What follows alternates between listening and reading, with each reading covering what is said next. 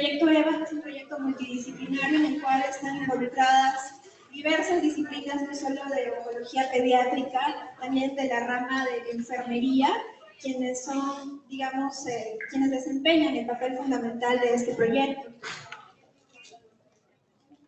Bueno, el proyecto consta, para no demorarme mucho, de la aplicación de una escala, que es una herramienta para tratar de predecir el deterioro clínico de nuestros pacientes oncológicos pediátricos, ¿no? Se trata de la herramienta EVA, cuya sigla significa Escala de Valoración de Alerta Temprana.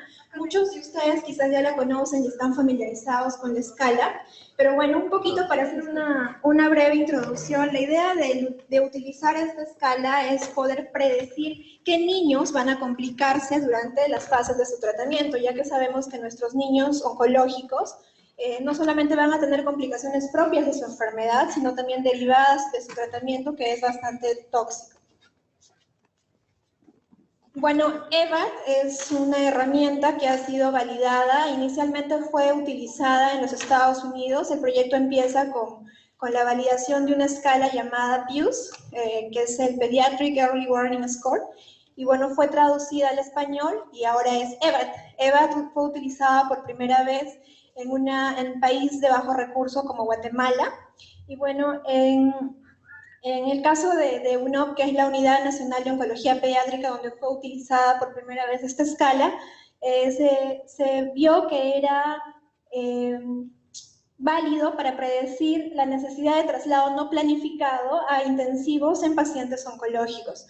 ¿Eso qué quiere decir? Que todos estos niños que tenían EVATs elevados, incluso hasta 24 horas antes de que estos requirieran su traslado. Por otro lado, se vio que el EVAT más alto al ingreso intensivo predice mayor disfunción de órganos, mayor severidad de la enfermedad y que estos pacientes con EVATs altos tenían mayor necesidad de intervenciones críticas, llámese RCP, uso de vasopresores, ventilación mecánica, etc.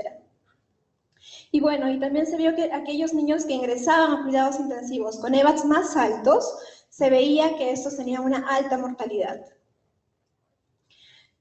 Bueno, ¿cuál fue el impacto del proyecto? ¿No? El impacto básicamente está en relación al reconocimiento temprano del deterioro clínico en pacientes hospitalizados a través del uso de esta escala, mejorando resultados hospitalarios, mejorando calidad de atención y, lo más importante, aumentando sobrevida del paciente, que es digamos, el objetivo fundamental de nosotros como trabajadores de la salud. Pero bueno, no solo nos interesa ver, cuando estamos presentando este proyecto a los directivos de una institución, les interesa el costo-beneficio. Pues EVA también demostró ser un proyecto rentable. En el caso de Guatemala, tuvo 457 menos días de estancia en intensivo para ingresos no planificados.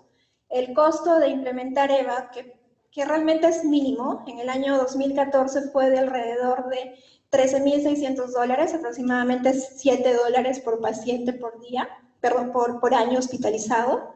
Pero la implementación del EVAT, ya el uso del EVAT, resultó en un ahorro de alrededor de $350,000. Entonces la comparación es abismal, la comparación nos dice que EVAT es rentable y que es una herramienta muy útil y muy beneficiosa. Bueno, del uso de la escala en Guatemala es que se decide ver si esta herramienta podía ser utilizada y validada en otros centros con condiciones similares a la de UNOP. Y es así que nace la necesidad de ver un proyecto multicéntrico que involucrara a otras instituciones fuera de Guatemala. Y bueno, ahora somos una serie de hospitales, no solamente en Latinoamérica, en toda Sudamérica, Centroamérica, que están involucrados en el proyecto y en colaboración y bajo la tutela del Hospital St. Jude de Memphis, Estados Unidos, que sabemos que hace poco, el año pasado, hemos tenido un convenio con ellos firmado. Bueno, inicialmente en el año 2007, como ustedes ven, todos los puntos verdes son los centros que iniciaron en el proyecto. Los que están en puntos rojos son aquellos centros que ya tienen EVAT y que se está utilizando de forma adecuada, sistemática, institucionalizada. Esto fue en el año 2017. En el año 2018 muchos otros centros se han incorporado al proyecto. Hablando de Perú, somos el INEM, que iniciamos en el año 2017. El año pasado se incorporó el Hospital Rebagliati y el Hospital Almenara. Y bueno, para el año 2019 ya somos 48 centros involucrados en un proyecto masivo, en un proyecto importante, no solo a nivel de Sudamérica, sino de todo el continente americano. Y bueno, estas son algunas de las etapas en las que estamos, básicamente. Bueno, estas son algunas características que ya conocemos. Cada centro tiene diversas características, cada centro tiene ciertas limitaciones, número de enfermeras, relación médico-paciente, relación enfermera-paciente, unidad de intensivo. Algunos tenemos unidades de intensivo solo de adultos, no contamos con unidades de intensivos pediátricas. Cada unidad, cada centro tiene una realidad diferente, una realidad distinta, pero lo importante de esto es que cada uno con sus limitaciones, con sus características particulares, hemos logrado conseguir la implementación de esta herramienta, porque el resultado al final en todas es el mismo, ¿verdad? El resultado es disminuir la mortalidad y aumentar la sobrevida. Bueno, estos son algunos de los líderes del proyecto. Como les expliqué inicialmente, somos un equipo multidisciplinario, no solamente formado por médicos, sino también por enfermeras. La mayor parte de líderes son de mi enfermería, porque básicamente la herramienta es de ustedes. Y la idea es de esta pequeña charla es que como mensaje final podamos llevar eso a nuestros servicios, ¿no? Que la herramienta no es de pediatría, la herramienta no es de los médicos, la herramienta no es de salud, la herramienta es de cada una, el profesional de enfermería que aplica la herramienta y que gracias a eso nos permite que nuestros niños logren mejores resultados. Bueno, en el desarrollo del proyecto hemos tenido que utilizar algunos instrumentos que ya ustedes los van a utilizar en el taller. Entre estos está el algoritmo, esta es la escala de valoración de alerta temprana, la hojita de funciones vitales. Y bueno, básicamente para hacerles una reseña general, antes de empezar el proyecto hemos tenido una serie de capacitaciones, una primera capacitación en la cual médicos de St. Jude, enfermeras de Guatemala vinieron a capacitarnos. Tuvimos una segunda capacitación en Guatemala, en la unidad de oncología pediátrica. Desde el año 2018 se tuvo la primera reunión del comité directivo. El comité directivo es un grupo del EVAD en el cual se tratan de discutir, de buscar soluciones para aquellos centros que están incorporándose y que están empezando con el proyecto. Y bueno, nosotros tuvimos la posibilidad de formar parte de este proyecto, que está la doctora Díaz, que forma parte del comité directivo. Y bueno, esta es un poco nuestra línea de tiempo a lo largo de todo este proceso. Nosotros empezamos en noviembre del 2016 hasta abril. Tuvimos toda una serie de reuniones y de conocimientos sobre el proyecto. En abril del 2017 es que iniciamos nuestra línea de base, recolectando datos sobre todos aquellos niños que habían tenido algún tipo de evento de deterioro. En el mes de diciembre tuvimos la primera capacitación y bueno, empezamos, creo que es, ay, perdón.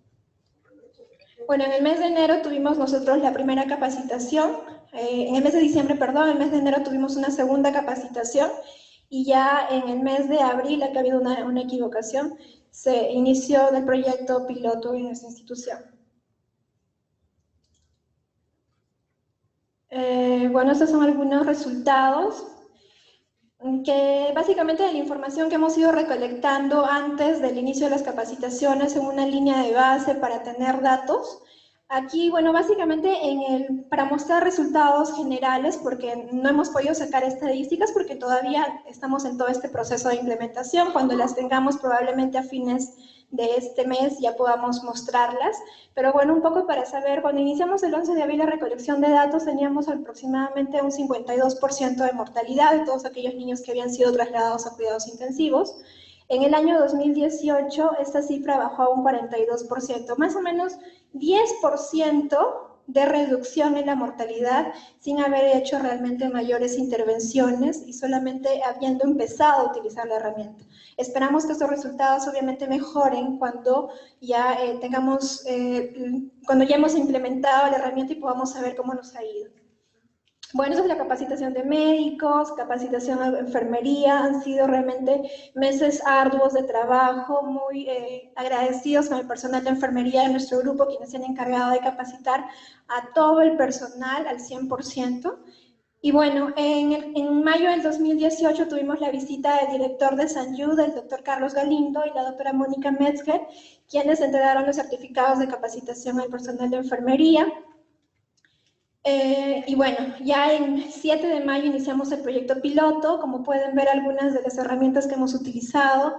En el 7º piso, donde tenemos el servicio, en el 4º piso, donde tenemos 8 pacientes asignados. Y bueno, estas son algunas de los reconocimientos y algunas cosas que hemos podido entregar. Tuvimos visitas por parte del personal de San Jude, de la licenciada de Guatemala, de México, para ir un poco monitorizando cómo nos ha ido con el proyecto. Y bueno, ya el año pasado hemos seguido incorporándonos al tema del comité directivo. Seguimos formando parte del comité directivo, que eso también es importante. Y bueno, en enero de este año hemos logrado la implementación, la cual se ha culminado a fines de febrero exitosamente. Y para esta época tenemos este número de personal capacitado, que es un gran logro, es un trabajo, ha sido un trabajo difícil y complicado, pero bastante satisfactorio. Hasta el momento tenemos 95 eventos documentados, es decir, niños que han sido trasladados a cuidados intensivos o que han tenido algún tipo de intervención de UCI en piso o han fallecido. Y bueno, como vimos, la mortalidad global es de un 46%. Nuestras cifras son muy altas comparadas con otros países. Bueno, estas son algunas fotos de todo este proceso de implementación, que bueno, no quiero ahondar mucho en el tema. Hemos tenido visitas también que nos han permitido poder enriquecer más al proyecto. Agradezco en esta oportunidad a la licenciada Vilma, quien nos ha apoyado mucho con el poder implementar el proyecto aquí en nuestra institución. Y bueno, esto es un poco sobre los errores. Nosotros tenemos que tener medidas de calidad para ver si realmente se está haciendo EVAT, se está haciendo bien o no. Y bueno, hemos tenido felizmente durante todo este proceso que tanto en el 7º piso como en el 4º piso las enfermeras hacen muy bien el EVAT, tienen menos del 15% de errores, que es lo que se espera y el objetivo que tenemos. Y eso nos alienta a saber que ustedes hacen su trabajo muy bien, que realmente siempre lo han hecho bien, solamente que ahora, digamos, tenemos pruebas fehacientes de que eso es así. Y bueno, a lo mismo ha ocurrido en la unidad de trasplante. Y bueno, lo que quiero presentarles básicamente ahorita es la sostenibilidad. Nuestro proyecto ha pasado por 3 etapas, una primera etapa de rastreo, una segunda etapa de capacitaciones, piloto, implementación, la cual hemos terminado exitosamente y ahora estamos en una etapa de sostenibilidad. El objetivo es lograr que este proyecto ya se mantenga en el tiempo y forme parte de las actividades diarias del cuidado de enfermería. Tenemos una serie de pautas a través de las cuales hemos ido trabajando, pero creo que un logro importante que hemos tenido es 35 horas remuneradas para un personal de enfermería quien se encarga de monitorizar este proyecto, de ver que eso está yendo bien, de que tengamos estándares de calidad adecuados. Entonces, eso es un reconocimiento y es un logro que ha conseguido el personal de enfermería con su propio trabajo. Bueno, existen una serie de metas que tenemos a corto, mediano y largo plazo en relación al trabajo de enfermería y que el uso de la herramienta libere un poco también su trabajo, haga que esto sea un poco más dinámico, tanto en el trabajo de enfermera como médico, ¿verdad? Y bueno, a ver, esto es... Perdón, la otra diapositiva. Bueno, esto es un poco de que quería mostrarles de lo que hemos hecho, en qué estamos y cuál es nuestro objetivo. Ahora quisiera mostrarles realmente qué es EVAT en sí. EVAT fue concebido, como les expliqué desde un inicio, como una herramienta que nos ayude a monitorizar a nuestros niños, estar pendientes de ellos. Nosotros tuvimos una capacitación hace poco en México y recuerdo claramente las palabras de la doctora Escamilla, que es la jefa del hospital ITO, que es el Hospital Infantil Teletón de Oncología en Querétaro, y ella decía que nuestros niños todos los días, en todo momento, están siendo rodeados por el enemigo, y el enemigo es el cáncer, ¿verdad? Y en cualquier momento el enemigo, la muerte, está en espera para poder llevárselos. Entonces, ¿qué es EVAT? EVAT es la herramienta que tenemos para poder evitar que la muerte se nos lleve a nuestros niños. Entonces, ¿qué es lo que queremos que ustedes sepan, conozcan? Es cómo realizar EVAT. Bueno, para hacer, en primer lugar necesitamos algunas herramientas. En esta tenemos nuestra escala, que ya ustedes de repente lo tienen en mano o ya la conocen muchos de ustedes. Tenemos nuestra tabla de signos vitales, nuestro algoritmo y nuestra hoja de enfermería. Esas son nuestras herramientas básicas. Esta es la escala. Sí, ya, no hay problema.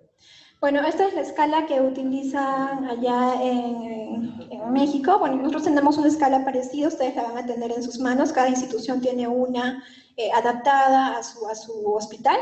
Pero bueno, básicamente la escala de valoración está compuesta por estos elementos, ¿no? El comportamiento neurológico, el estado neurológico del paciente, el estado cardiovascular, respiratorio, que son tres ítems que se pueden verificar, se pueden saber con ciertas cifras. Y tenemos también dos ítems importantes, que es la preocupación de la enfermera y la preocupación del familiar. A cada uno de estos ítems se le va a ir colocando algún puntaje del 0 al 3, y cada uno se va sumando para dar un resultado final. Entonces, en el caso del estado neurológico, cardiovascular y respiratorio, puede ser hasta 3 puntos, y en el caso de la enfermera y el familiar, hasta 1 punto cada uno. Ahora lo vamos a ir viendo. Esta es nuestra tablita de signos vitales. Esta es una tabla estandarizada, funciona para todos los niños, o sea, todos los pacientes pediátricos hospitalizados. Esto hay un artículo que avala estas cifras, y es por eso que las utilizamos dentro de nuestra evaluación. Y tenemos el algoritmo. El algoritmo también está modificado y ha sido revisado para su aplicación dentro de nuestra institución. Bueno, esto es una guía de manejo en UNOP de cómo hacer EVAT, y es en la guía en la que ahorita estamos trabajando para que cuente nuestra institución con esta guía y no sea simplemente una idea, ¿no? Sino esté plasmado en un papel.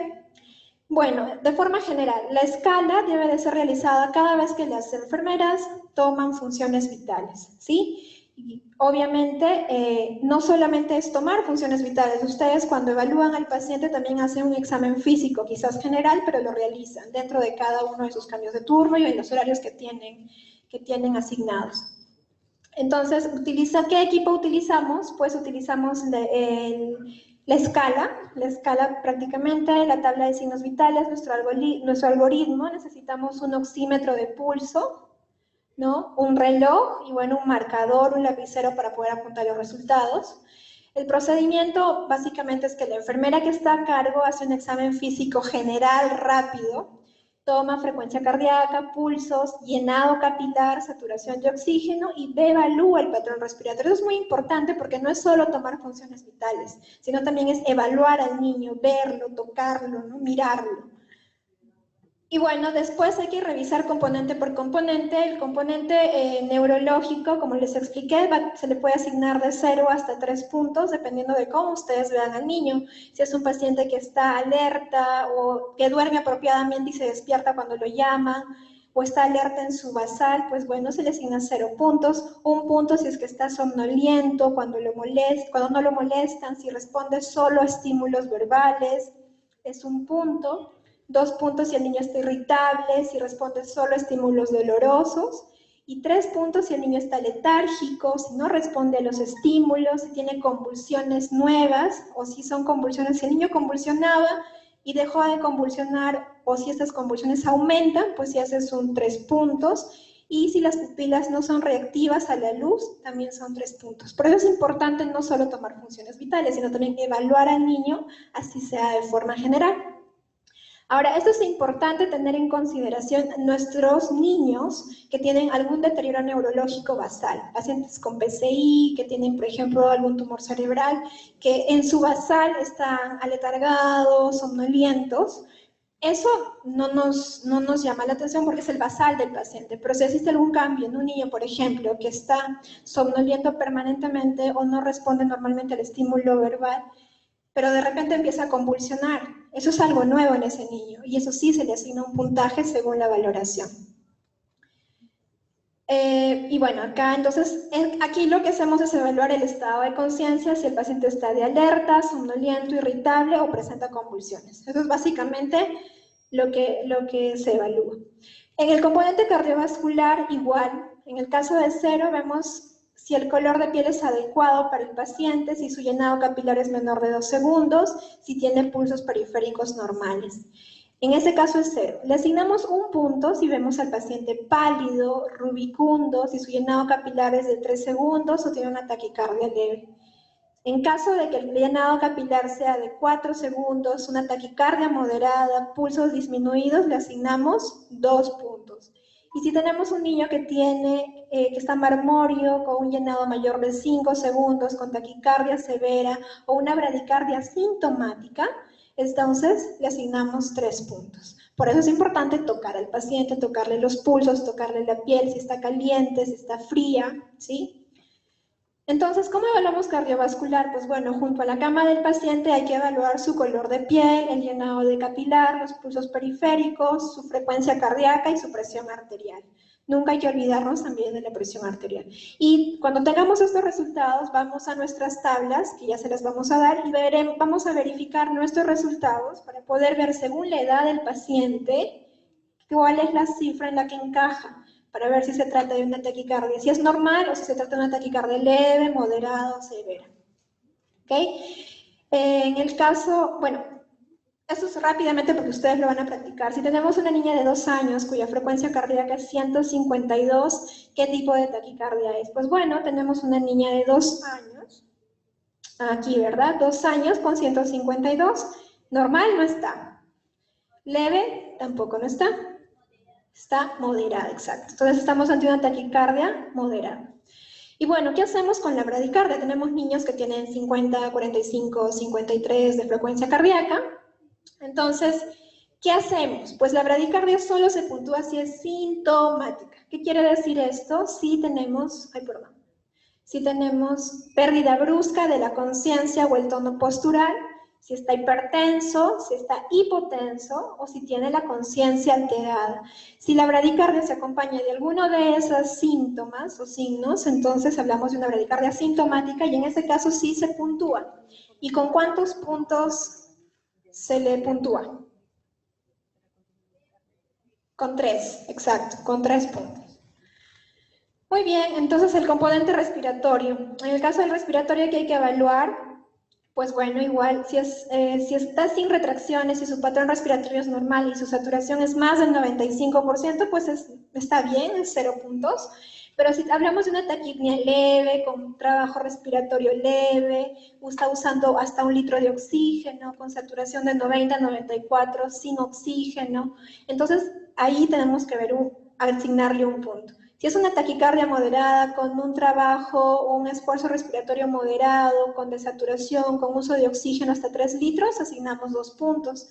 Y si es una taquipnea severa, con mayor esfuerzo respiratorio, con oxígeno por máscara de reservorio, desaturando o en apnea, estamos hablando de 3 puntos. ¿Cómo lo evaluamos? Igual al lado del paciente, descubrimos al paciente cuidando su privacidad, ¿verdad? Y hay que observar su patrón respiratorio, si es leve, moderado, severo, y utilizar la tabla de signos vitales para clasificar igual la taquipnea, si es leve, moderado, severa, según la edad del paciente. Entonces, si tenemos un niño de 2 años con una frecuencia respiratoria de 38, ¿cuál será la taquipnea? ¿Leve, moderada, severa?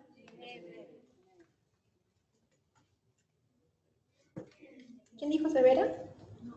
Leve. Ah, ok, escuché mal.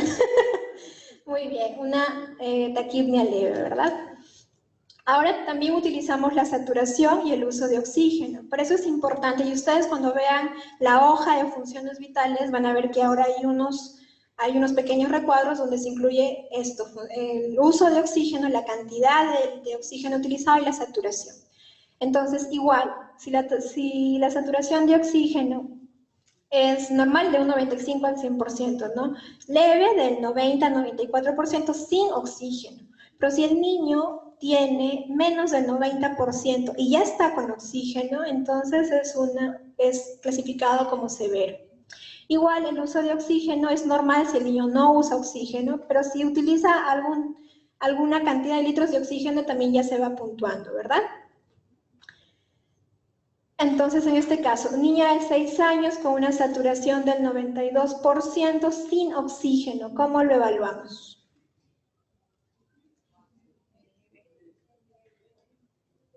Muy bien, leve. Si tenemos una niña de 9 años con una saturación del 97% con oxígeno a 2 litros por cánula binasal, ¿cómo lo evaluamos?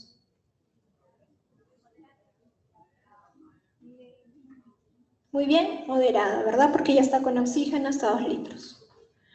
Entonces, acá es muy importante, si tenemos dos puntuaciones diferentes en cualquiera de los ítems, neurológico, cardiovascular, respiratorio, hay que colocar siempre el puntaje más alto, porque más vale pecar por exceso que pecar por defecto.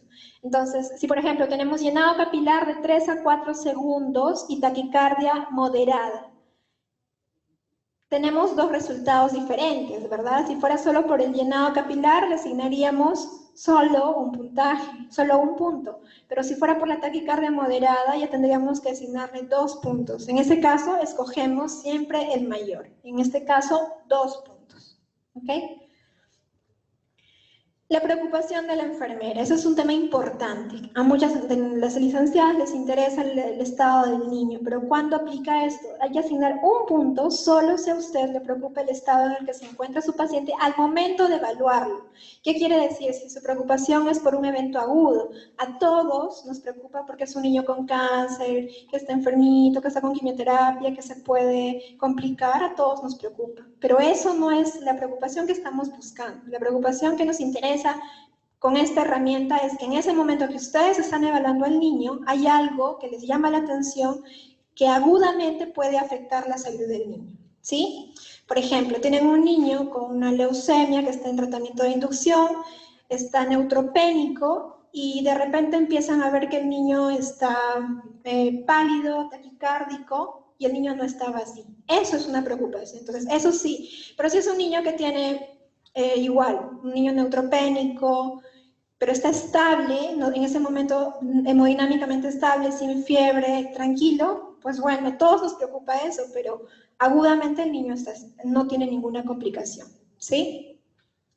Y bueno, la preocupación del familiar también hay que tomarla de ese modo. Hay que asignar un punto cuando el cuidador, o en este caso el familiar, esté preocupado por el estado del paciente igual, en ese momento. Hay que saber diferenciar la preocupación del familiar porque puede estar preocupado por la salud del niño, porque no tiene dónde quedarse, porque no almorzó, porque tiene otros hijos en otros lados, etc. Hay que saber también diferenciar eso, ¿sí? Igual el familiar está 24 horas con el paciente y la mamá, el papá o el cuidador les va a decir si hay algo nuevo en el niño que lo puede estar preocupando, ¿sí? Muy bien, entonces ya asignamos un puntaje a cada ítem, nos va a dar un resultado final y lo que hay que hacer es que hay que hacer la sumatoria de todos los componentes y determinar si el niño está en verde, amarillo o rojo y hay que seguir el algoritmo. Entonces tenemos un niño que tiene de 0 a 2 puntos, hablamos que es un niño con un EVAT verde. Si es un niño con 3 o 4 puntos, es un EVAT amarillo. Y si tiene 5 puntos o más, es un EVAT rojo. Entonces son 3 colores básicos que nos van a ayudar a diferenciar el estado de nuestro paciente. Y después de saber si nuestro niño es verde, amarillo o rojo, tenemos que utilizar una pizarra, que en el caso de pediatría tenemos nuestras pizarras, y colocar un botón del color en el que está el paciente. ¿Por qué es importante esta pizarra? Esta pizarra es fundamental, porque cuando el médico llega, lo primero que hace es ver la pizarra, y si ve todo verde, el médico está feliz, pero si el médico ve aunque sea un solo amarillo o un rojo, evidentemente los cuidados van a ir rápidamente dirigidos al paciente que está mal, ¿verdad? Bueno, otra cosa importante, hay que registrar en la hoja de enfermería. Muchas veces hemos visto que las enfermeras con mucho entusiasmo, dedicación, llenan todas sus hojitas de funciones vitales, todo perfecto, y no lo escribe. Y si no lo escribe, no está registrado. Y si no está registrado es como que no lo hubieran hecho, ¿sí? Es importante actualizar la pizarra y evaluar al paciente siempre en cada toma de funciones vitales. Y esto es una cosa que quería recordarles. Si tenemos un niño que está con fiebre, ustedes van, le toman la temperatura y está con 39, no es que se olviden y solo hacen la temperatura, tienen que también hacerle el EVAT, aunque no corresponda al horario en el que ustedes están. Si es 3 de la tarde y el niño está con fiebre, pues hay que hacerle nuevamente todo el examen y hacer el EVAT y aplicar el EVAT con ese niño. No es solamente poner la temperatura, ¿ok? Bueno, eso es un repaso general. ¿Por qué el estado neurológico es importante? ¿Por qué me preocupa? ¿Y qué cosa voy a encontrar con esto? Pues bueno, ¿qué diagnósticos serios existen cuando hay un deterioro neurológico? Pues pacientes con edema cerebral, con crisis convulsivas, con déficit de oxígeno, en hipoxemia, con algún tipo de hemorragia cerebral, hipertensión intracraneana, ¿verdad? En el caso del estado cardiovascular, pues bueno, ¿qué situaciones se acompañan de taquicardia? Primero que la taquicardia es el primer signo de que el niño se está chocando. Entonces, sepsis y shock séptico son uno de los diagnósticos. También el fallo respiratorio, cualquier problema respiratorio tipo neumonía, la falla cardíaca, la anemia, neumotórax, embolia pulmonar. En el caso del estado respiratorio, pues bueno, la insuficiencia respiratoria está relacionada a la obstrucción de la vía aérea superior o inferior, problemas con el parénquima pulmonar, algún déficit neurológico. Entonces esto es muy importante porque el EVAT no solo te da un puntaje, no solo te da un color, sino ustedes como personal enfermería capacitados también tienen la obligación de dar un diagnóstico y saber a qué nos estamos enfrentando. Tenemos un niño taquicárdico, desaturando, y ustedes piensan que está hipoxémico, anémico, pues bueno, en sus apuntes también debe de ir registrado porque a su valoración y ustedes también tienen toda la capacidad para poder hacer esos diagnósticos. Bueno, preguntas comunes alrededor del EVAT, la hipotensión. ¿Por qué no evaluamos hipotensión desde un inicio? Porque lo que nos interesa con EVAT es detectar precozmente, tempranamente, estos niños que se pueden deteriorar. Niños con hipotensión son niños que ya están muy mal. Y esa no es la intención del EVAT. La intención del EVAT es predecir los primeros signos que nos orienten que el niño se nos está chocando o que está séptico, etc. Entonces acá hay una cosa importante, ¿no? La hipotensión no es un signo temprano, es un cambio que ocurre muy tarde durante la enfermedad y generalmente si el niño está hipotenso por shock, entonces va a tener otros cambios en los signos vitales y en el examen físico, es decir, previamente va a estar taquicárdico, taquipnéico, con cambios en los pulsos, cambios en el llenado capilar, prolongación del llenado capilar, pulsos débiles. Entonces hay signos que antes que la hipotensión nos pueden predecir que el niño se está chocando.